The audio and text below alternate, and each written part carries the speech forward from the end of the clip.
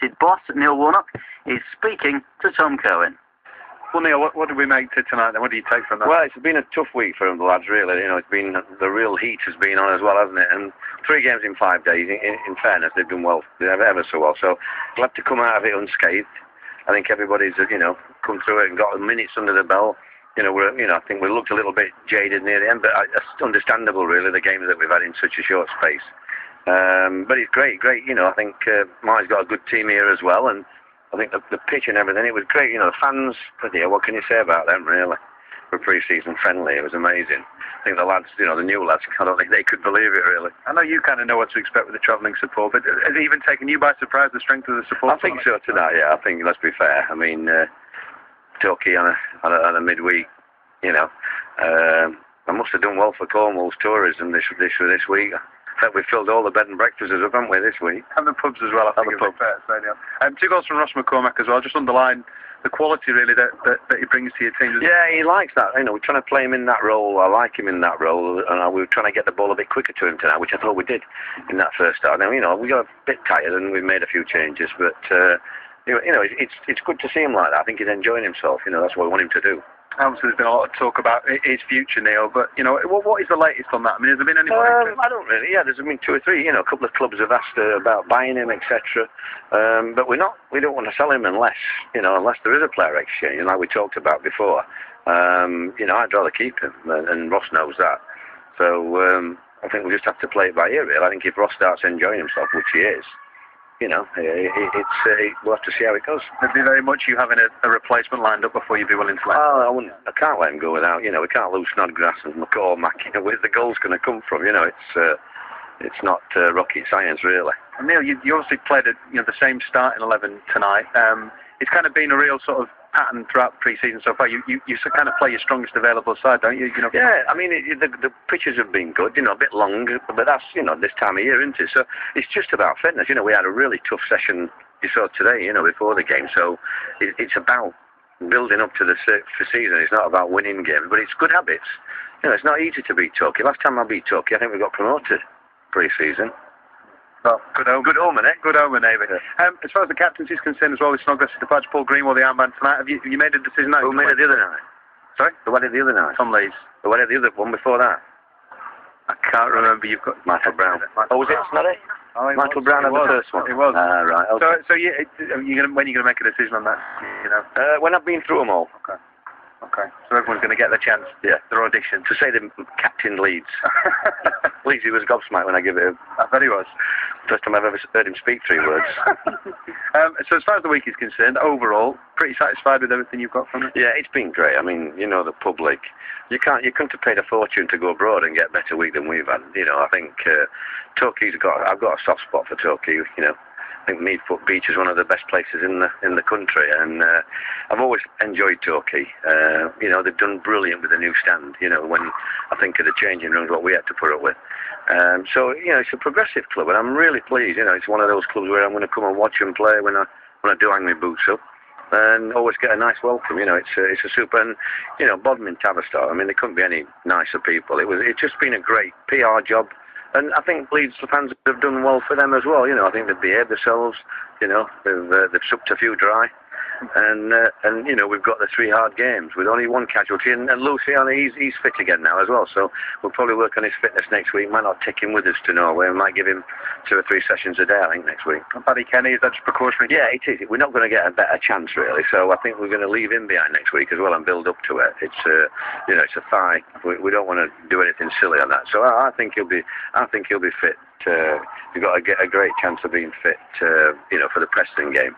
Billy Painter not here tonight. Is he on his way? Is he talking with another club? Sorry, say again. Billy Painter. Is he here? Billy's talked to a few clubs. Yeah, I think there's quite a number after him. You know, so you know, it's got to be right for us, really. So I think there's 1 or 2. You know, he fancies 1 or 2 clubs, and he's a genuine lad, isn't he? I mean, I wish we'd have had him on the bench tonight.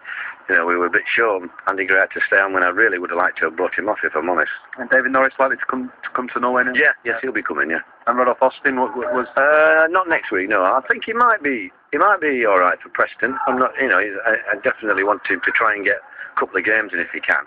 But he's been playing, so he's not lacking in match fitness. You know, he's been playing over there, so I would imagine he'll just fit in and enjoy it. But I have to say, I thought Michael Brown's had a great pre-season. I think he's been superb. So, he'll be signing his contract as well, I think, next week. Well, that's what I mean. You've got real competition now, because you've got players coming on in the second half of games that are really trying to force their way into you. We're just a bit short numbers-wise up front when, I don't really want to push Luke Varney yet. He hasn't done much football at Portsmouth. So, although I'd like to have him to stay on tonight, because he gives us another dimension. And, Eddie White's done quite a lot of minutes as well. So, it's, just getting the work rate, the number of minutes under your belt to push on. And any chance of anybody new joining the squad before Norway? No, I wouldn't have thought so. Not. I don't think any of my targets are well, you never say never, do you, with us, really? If I get a phone call tonight on the way home, there might be. I'll keep our fingers crossed. Thanks very much. Okay, thank you. Neil Warnock speaking to Tom Cohen. Final thought then from Tom before he heads back up the road. Tom, just your review, really, of the pre-season tour for 2012 before you head to Norway. Well, I think it's been a great week, Mark. Just one more thing from Neil Warnock, really, was with respect to Martin Craney as well. Of course, the central defender's been on trial. No firm decision has been made with regard of his future, whether he's going to be offered a contract, whether he's going to be going to Norway or not. We'll find out more on that, I suppose, in the next few days. But as far as the week is concerned, it's been great. And what I've really sort of enjoyed is Neil Warnock's approach to these pre-season games, because as we've mentioned a number of times during the comments this week, he's put out his strongest starting 11. He's made it very clear to the squad, these are the players that are, the top of my list in each position at the moment, and it's down to the rest of you to try and dislodge them over the next few weeks. The next set of pre-season games for me are obviously going to be a lot tougher. You're playing against, better opposition, right up to the Wolves game, if you include that Shrewsbury Cup match as well, as far as his preparations for the season is concerned. So I just think it did tick a lot of boxes. There hasn't been any sort of serious injuries. Luciano Becchio, as you heard him there say, he's fit now. Paddy Kenny, simply precautionary. And what it did highlight as well for me is that there is a team coming together here. There's still work that needs to be done. There are still players that need to be brought in.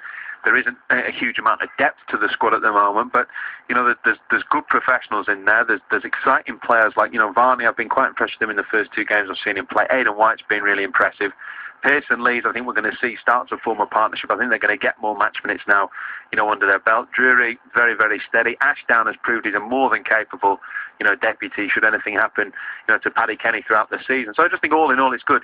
You kind of have to take a step back and reserve a bit of judgment, because the standard of opposition that Leeds have been playing is not what they're going to face on the August the 18th when they kick off against Wolves. So a little bit of reservation, still work to do, but I think Leeds are about where they probably should be at this stage of pre-season.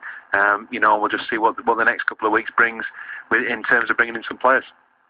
My thanks to Tom Cohen, our Leeds United commentator and our Leeds United correspondent, for all the coverage throughout the course of the week from the southwest of England. He will be on the plane. He'll be in Norway alongside Paul Hughes on Wednesday night, and we'll have full match commentary on DAB Digital on that one as well. Leeds United have won the final match of their short tour. They've won it against Torquay by 2-1. We'll have the opening ceremony of the London Olympic Games next. Leeds United, live on the Matchday programme. It's Tom Lees on the ball now in the central position. He plays to Ross McCormack. Left-footed strike. What a great goal that is. Ross McCormack. Pinpoint accuracy from the Scotsman. And Leeds United's top scorer of last year. Adds to the goal he scored on Wednesday night from the penalty spot. That's a great finish. He just picked up the ball, edge of the D, from Tom Lees' short pass. And he took one touch, put the ball onto his left boot, and struck it with power and venom into the bottom right corner. Goalkeeper absolutely no chance with that one. And that's Ross McCormack finding his shooting boots in pre-season. Here's Ross McCormack over the ball then, with his right boot this time. Try and get this one up and over the wall, which will just be pushed back towards the edge of the box. And Beckford's name being sung by the Leeds fans. Speculation about him possibly returning. Certainly asking Neil Warnock about that interview before kick-off. Here's McCormack then with the free kick. Right-footed. Oh, that's a brilliant goal. And Ross McCormack has doubled Leeds' lead. And it's a fantastic strike into the top left-hand corner from Ross McCormack. Again, the goalkeeper barely moved. And he knew it was in as soon as Ross McCormack hit it. McKenzie. This is McKenzie. And the big target to aim for from this corner kick. Sarlo. Pearce takes a tumble in there. I thought it was a push and Torquay have scored. And Torquay have scored, and the substitute, Curtis McKenzie, scores with his first touch. He's just come on. And, well, at one point from that corner kick, Jason Pearce was flying on the floor.